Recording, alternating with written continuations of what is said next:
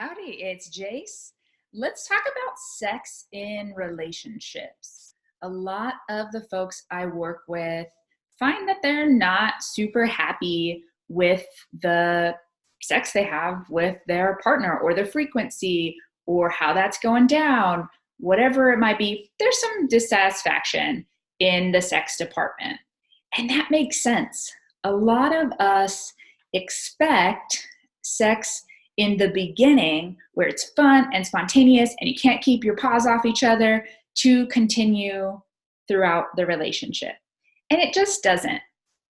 We are really fortunate to have that romance stage where like the other person's the best thing in the world and spending time with them trumps everything. And you will, climb mountains for that person, to be near them, to touch them, extra credit for having sex with them. Like that can be really great. And then that dissipates.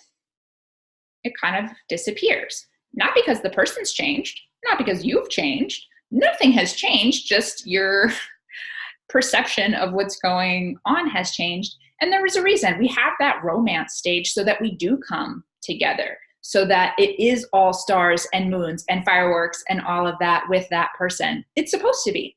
However, we wouldn't do super great in life if that continued forever. So we're biologically designed for that to phase out. And it's not like we don't love the person anymore or that we're even not attracted to them. That's not what's going on. It's just, that's reality. It's life. That romance stage, the hot and heavy stage, ends. And it's supposed to. And our time starts going elsewhere. It doesn't seem as necessary to climb a mountain. Like, why would I climb a mountain for her? I'm going to see her on Friday anyway. Have you felt anything like that before?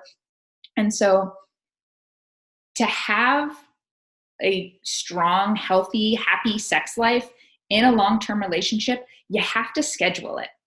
I know that does not sound sexy at all. But you know what else is not sexy? Not having a satisfying sex life with your partner. That sucks. Sex isn't everything, but it is and can be a really important part of a healthy relationship.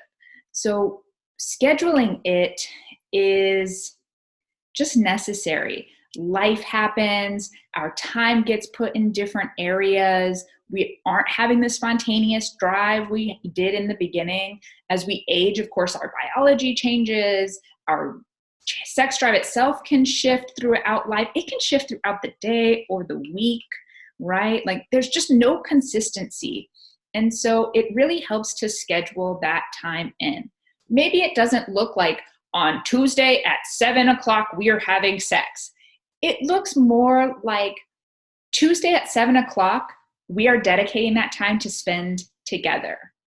And then you can set up activities that help bring you together, help build your intimacy.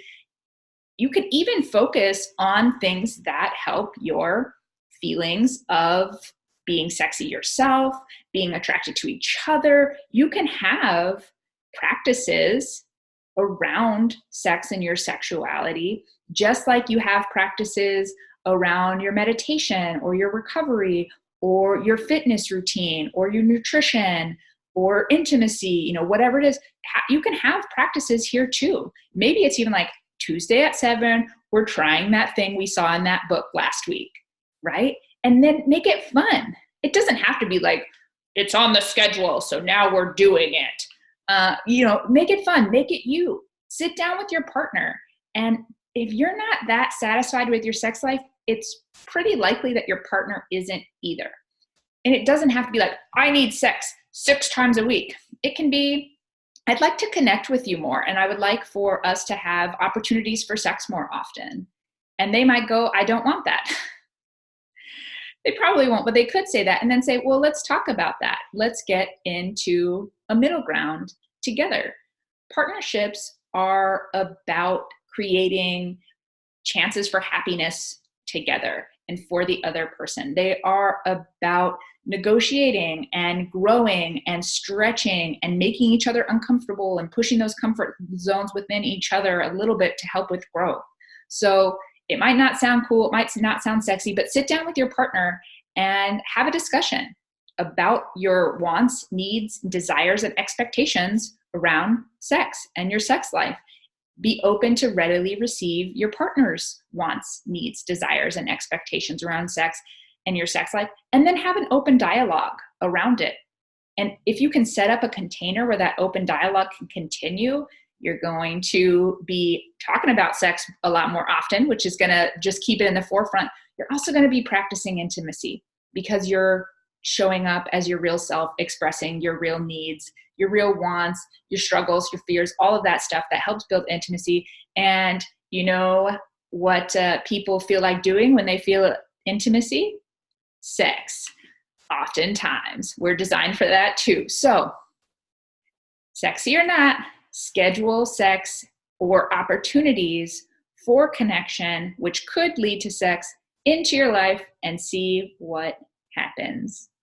That's it from me. If you'd like to come visit me, you can do so at jacedowney.com. Please subscribe and like this page so that you're able to keep getting these videos and that I know to keep putting them out.